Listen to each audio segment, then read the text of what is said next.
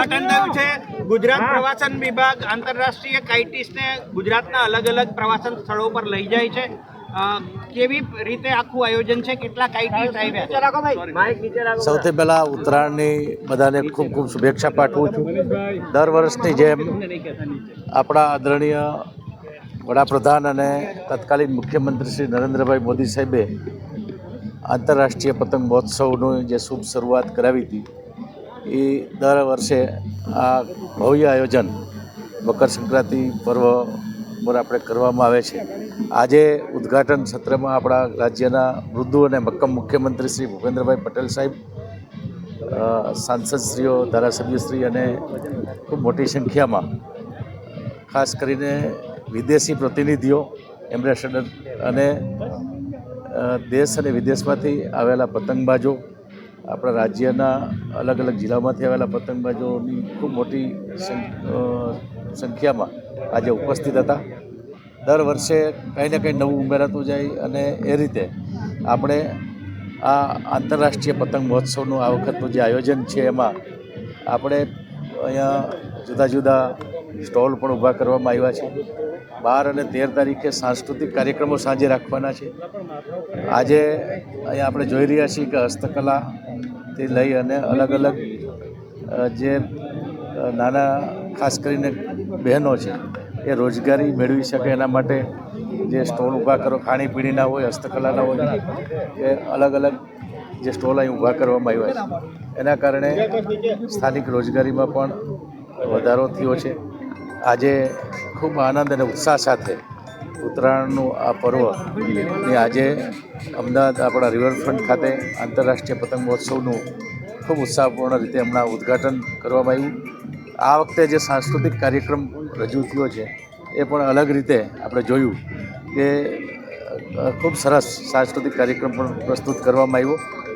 અહીં અમદાવાદ સિવાય પણ અલગ અલગ શહેરોમાં અને ખાસ કરીને પ્રવાસનની દ્રષ્ટિએ જે મુખ્ય સ્થળો છે એવા statue of unity, Dhordo, Shivrajpur beach અને અમદાવાદ સિવાય જે મોટા શહેરો છે એમાં કુલ 11 સ્થળે આ આંતરરાષ્ટ્રીય પતંગ મહોત્સવનું આયોજન કરવામાં આવ્યું છે।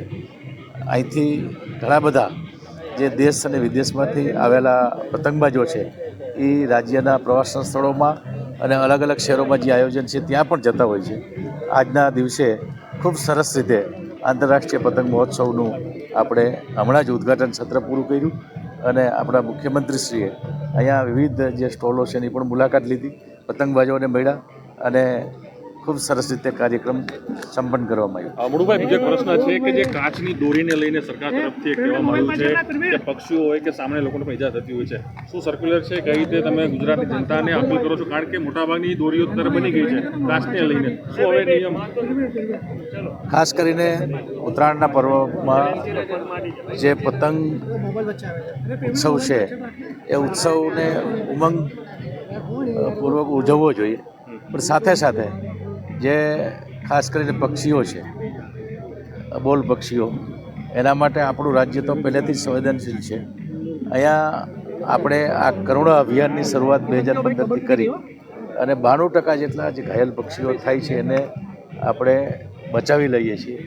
વન વિભાગ દ્વારા અલગ અલગ જગ્યાએ રેસ્ક્યુ માટેના વેટરનરી પણ ઊભી કરવામાં આવી છે। અહીં બોડકદેવ તો હતી જ, પણ સિલાસિયા અને બીજા રાજ્યના અન્ય જિલ્લાઓમાં પણ કર્યું છે। ચાઇનીઝ દોરી ઉપર પ્રતિબંધ છે। આપણે વારંવાર અપીલ કરીએ છીએ કે પતંગબાજો ઉત્સાહમાં ખૂબ ઉત્સાહપૂર્ણ રીતે ઉત્તરાયણનો આ પર્વ ઉજવે, પણ ખાસ કરીને વહેલી સવારે અને સાંજે જ્યારે પક્ષીઓને વિહરવાનો સમય હોય એ સમયે ખાસ કરીને પતંગમાં કોઈ બોલ જે પક્ષી છે, પશુ પક્ષી, એને કોઈ ઈજા ન થાય એનું ખાસ ધ્યાન રાખવું જોઈએ। સરકાર આ પ્રતિબંધ છે એ કાયદાઓની અમલવારી કરવા માટે તો છે જ, પણ આપણા રાજ્યમાં જે કોઈ પણ કાયદાકીય રીતે કરતાં અલગ રીતે અનેક એવી NGO, સ્વૈચ્છિક સંસ્થાઓ અને સ્વયંસેવકો આ ઉત્તરાયણના પર્વ નિમિત્તે ખૂબ સાથ સહકાર વન પર્યાવરણ વિભાગને આપતો હોય છે।